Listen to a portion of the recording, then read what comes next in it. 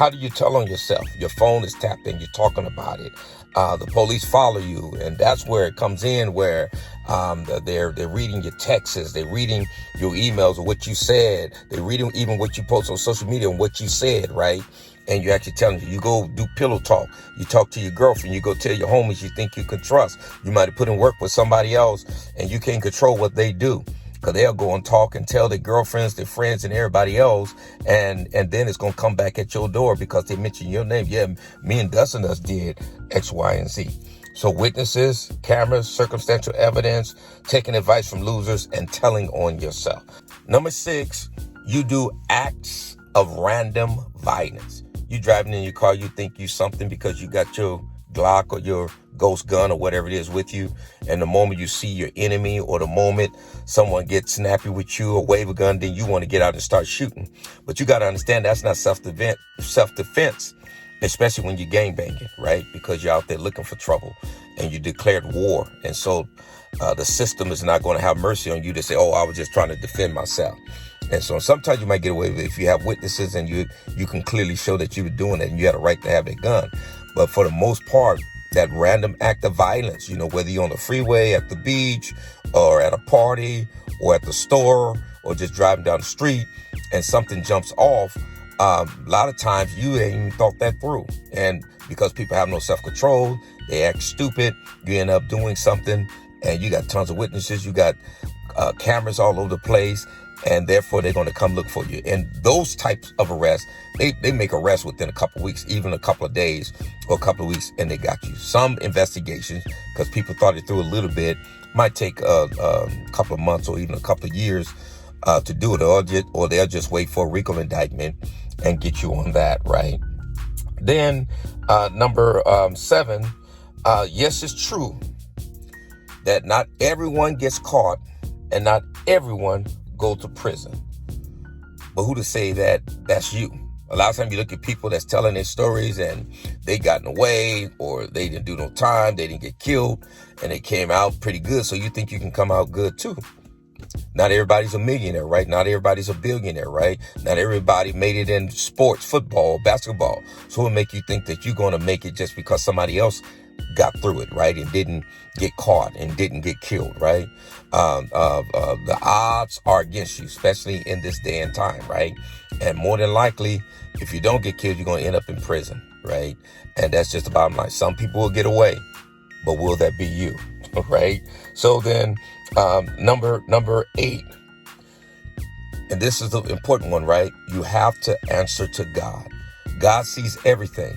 And so God will expose you, and God will reveal to whoever it needs to be revealed to for you to get caught, and so on. And then you got to look at number 9. And this is the one that I want to talk about because we're having our season of peace that's coming, or that's here from July 4th through Labor Day, which is September 5th, which is in 2022 as you listen to this video. And during this time, we're asking for nonviolence. No one to be shooting as it relates to this gang or group or individual thing. We want everybody to put down their guns and let's have peace. Now, if you disobey this and you think, oh, they calling for a season of peace, I'm going to get out there and shoot somebody during this time. God's going to get you. God will expose you. I've already seen it happen. And I'm giving you a heads up right now that, if anything, you better wait. Don't mess around during the season of peace, right? When we having to see peace, because this is something that God is ordained and God is a part of because we're doing it. He blessed the works of our hands and he's with us in what we do. And so when we do this and you disobey this, it's going to come back at you, right? And those that done shootings in our last season of peace, you haven't gotten away because there's investigations going on right now. And I've talked to family members, different people where the police are saying, yeah, we know who did it. We just putting together all the facts and so on. So you haven't gotten away with anything. They still investigating you and waiting for the right time to move in on you. So you got to understand that. And then number 10 ties into number 9 is that this is a supernatural thing, right? And so you got to understand it and you got to look at that, right? And what I want to give you and the supernatural is that, as I mentioned, my season of peace is that you reap what you sow, right? it's going to come back at you one way or another. You can't do harm to people and harm your community and think that you're just going to get away with it. Just think that you're special and nobody's going to harm you. The Bible said he that live by the sword will perish by the sword. Today, instead of using swords, people still use knives, but most time they use guns. And that's a weapon, right?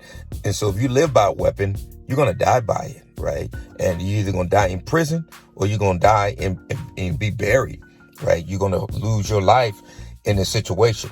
And so with the bonus of what I want to tell you, though, is that some people say, well, I don't care. I go to prison and all of that. That's your immature mind now. But 10, 15, 20 years from now, you're going to wish that you were out. And then not only that, but when you do get out, if you do get out, there's no reward for this. Even if you never get locked up, there's no reward for this. For being a banger, being a real one, being a killer. Nobody's going to walk up and give you keys to a house that you can own or a car that you can own or retirement check or some stocks and bonds where you can and give you a retirement where you can go off and retire and live a luxurious life. It doesn't happen that way. And so these, that's the bonus. But 10 reasons gangbangers will get caught for shooting someone. I just gave them to you. And so think about it before you pull that trigger, right? And I know you're probably saying, I don't care. You will care eventually, sooner or later. As you think about it, you're going to care. God bless you.